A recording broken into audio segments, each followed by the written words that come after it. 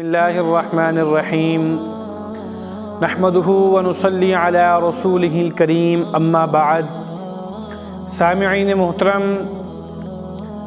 آج کے اس فتنوں کے دور کے اندر اپنا اور اپنی اولاد کا ایمان بچانا انتہائی مشکل ہے، اور یہ ہمارے لیے چیلنج بنا ہوا ہے، اور یہ آسان تب ہو سکتا ہے کہ جب ہمارا اٹھنا بیٹھنا اچھے لوگوں میں ہو، نیک لوگوں میں ہو، ہمارا تعلق اللہ والوں کے ساتھ مضبوط ہو، ہم ان کے ساتھ بیٹھیں، ان کے ساتھ اٹھیں، ہماری صحبت نیک لوگوں کے ساتھ ہو، ہماری بیٹھک اچھی ہو۔ ایک بزرگ تھے، انہوں نے کہیں پر جانا تھا تو انہیں راستہ نہیں مل رہا تھا، یعنی کہ کسی جانے کے لیے کوئی سواری نہیں مل رہی تھی۔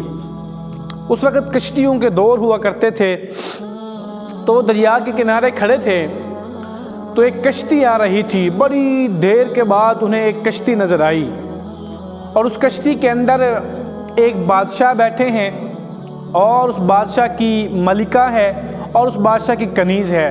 یہ تین لوگ اور ایک ملاح تھا، پوری کشتی خالی تھی۔ تو اس بزرگ نے کہا اس ملاح کو کہ میں نے بھی کہیں جانا ہے تو مجھے بھی جگہ دے دو یہاں پر۔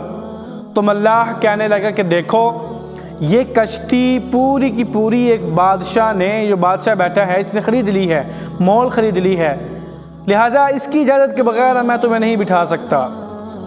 تو بادشاہ کی جو کنیز تھی وہ کہنے لگی کہ دیکھیں بادشاہ سلامت، چہرے سے یہ معصوم نظر آتا ہے، تو لہٰذا آپ بٹھا لیں، کسی کونے خدرے میں بیٹھ جائے گا، اتنی بڑی کشتی ہے۔ تو بادشاہ نے، وہ جو بزرگ تھے، ان کو اجازت دے دی اور وہ کشتی میں بیٹھ گئے۔ اب وہ بزرگ فرماتے ہیں کہ کشتی چل پڑی، تو تھوڑی دیر کے بعد انہوں نے کچھ کھایا پیا اور مجھے بھی کچھ کھانے کے لیے دے دیا۔ تو کھاتے کھاتے میری ان کی برتنوں پر نظر پڑی، تو میں نے کیا دیکھا کہ ان میں کچھ برتن ایسے تھے جو شراب والے برتن تھے۔ میں بڑا حیران ہوا، اور اس کے بعد وہ گانے بجانا انہوں نے شروع کر دیے۔ جیسے انہوں نے گانے بجانا شروع کیے تو میں اپنا منہ پھیر کر بیٹھ گیا۔ انہوں نے میری طرف شراب بڑھائی تو میں نے شراب سے انکار کر دیا، گانے سننے سے میں نے انکار کر دیا۔ تو بادشاہ کہنے لگا اچھا تم گانے نہیں سنتے تو پھر تم کیا سنتے ہو؟ تو بزرگ فرمانے لگے کہ میں بتاؤں کیا سنتا ہوں؟ میں یہ سنتا ہوں۔ تو انہوں نے قرآن مجید پڑھنا شروع کر دیا۔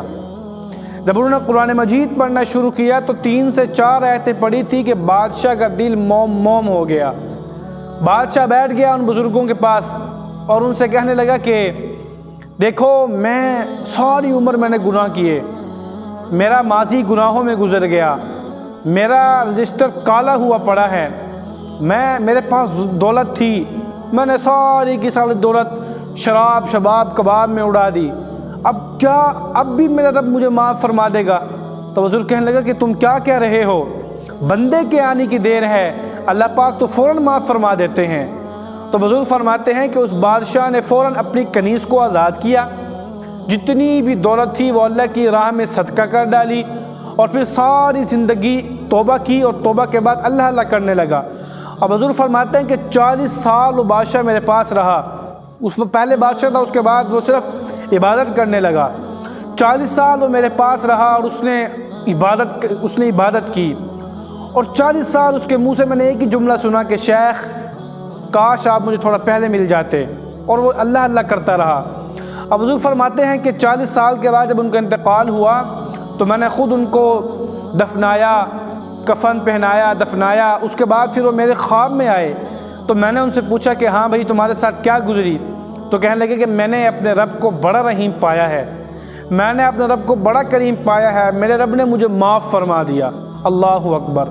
تو اس لیے چاہیے کہ ہم بھی نیک لوگوں میں بیٹھیں، ان کے ساتھ اپنا اٹھنا بیٹھنا کریں، اللہ والوں کے ساتھ اپنا تعلق مضبوط کریں، اس صورت میں ہمارا ایمان محفوظ ہو سکتا ہے۔ اللہ پاک ہم سب کو عمل کی توفیق عطا فرمائے۔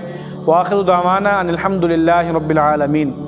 اگر آپ سب کو میری ویڈیو پسند آئی ہو تو ہمارے چینل کو لازمی سبسکرائب کر دیجیے گا۔ اللہ پاک ہم سب کا حامی و ناصر ہو۔